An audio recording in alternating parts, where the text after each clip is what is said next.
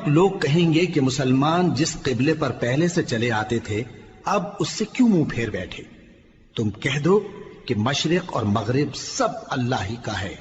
وہ جس کو چاہتا ہے سیدھے رستے پر چلاتا ہے، اور اسی طرح ہم نے تم کو امت معتدل بنایا ہے تاکہ تم لوگوں پر گواہ بنو اور پیغمبر آخر الزمان صلی اللہ علیہ وآلہ وسلم تم پر گواہ بنے۔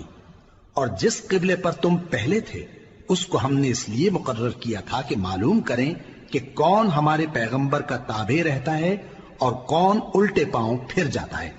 اور یہ بات یعنی تحویل قبلہ لوگوں کو گراں معلوم ہوئی، مگر جن کو اللہ نے ہدایت بخشی ہے وہ اسے گراں نہیں سمجھتے، اور اللہ ایسا نہیں کہ تمہارے ایمان کو یوں ہی ضائع کر دے۔ اللہ تو لوگوں پر بڑا مہربان ہے، صاحب رحمت ہے۔ اے پیغمبر صلی اللہ علیہ وآلہ وسلم، ہم تمہارا آسمان کی طرف منہ اٹھانا دیکھ رہے ہیں، سو ہم تم کو اسی قبلے کی طرف جس کو تم پسند کرتے ہو منہ کرنے کا حکم دیں گے، تو اپنا منہ مسجد حرام یعنی خانہ کعبہ کی طرف پھیر لو، اور تم لوگ جہاں ہوا کرو نماز پڑھنے کے وقت اسی مسجد کی طرف منہ کر لیا کرو۔ اور جن لوگوں کو کتاب دی گئی ہے وہ خوب جانتے ہیں کہ یہ نیا قبلہ ان کے پروردگار کی طرف سے حق ہے،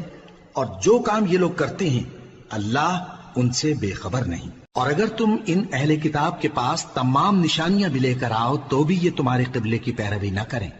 اور تم بھی ان کے قبلے کی پیروی کرنے والے نہیں ہو، اور ان میں سے بھی بعض کے قبلے کے پیرو نہیں۔ اور اگر تم باوجود اس کے کہ تمہارے پاس علم یعنی اللہ کا حکم آ چکا ہے ان کی خواہشوں کے پیچھے چلو گے تو ظالموں میں ہو جاؤ گے۔ جن لوگوں کو ہم نے کتاب دی ہے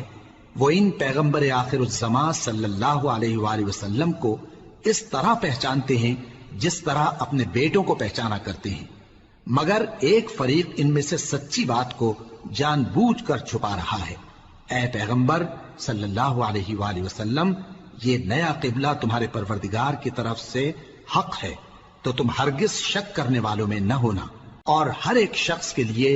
ایک سمت مقرر ہے جدھر وہ عبادت کے وقت منہ کیا کرتا ہے، تو تم نیکیوں میں سبقت حاصل کرو۔ تم جہاں ہوگے اللہ تم سب کو جمع کرے گا، بے شک اللہ ہر چیز پر قادر ہے۔ اور تم جہاں سے نکلو نماز میں اپنا منہ مسجد حرام کی طرف کر لیا کرو، بے شبہ یہ تمہارے پروردگار کی طرف سے حق ہے، اور تم لوگ جو کچھ کرتے ہو اللہ اس سے بے خبر نہیں۔ اور تم جہاں سے نکلو مسجد حرام کی طرف منہ کر کے نماز پڑھا کرو، اور مسلمانوں تم جہاں ہوا کرو اسی مسجد کی طرف رخ کیا کرو۔ یہ تاکید اس لیے کی گئی ہے کہ لوگ تم کو کسی طرح کا الزام نہ دے سکیں، مگر ان میں سے جو ظالم ہیں وہ الزام دیں تو دیں، سو ان سے مت ڈرنا اور مجھی سے ڈرتے رہنا، اور یہ بھی مقصود ہے کہ میں تم کو اپنی تمام نعمتیں بخشوں، اور یہ بھی کہ تم راہ راست پر چلو۔ جس طرح من جملہ اور نعمتوں کے ہم نے تمہیں میں سے ایک رسول بھیجے ہیں جو تم کو ہماری آیتیں پڑھ پڑھ کر سناتے اور تمہیں پاک بناتے، اور کتاب یعنی قرآن اور دانائی سکھاتے ہیں، اور ایسی باتیں بتاتے ہیں جو تم پہلے نہیں جانتے تھے۔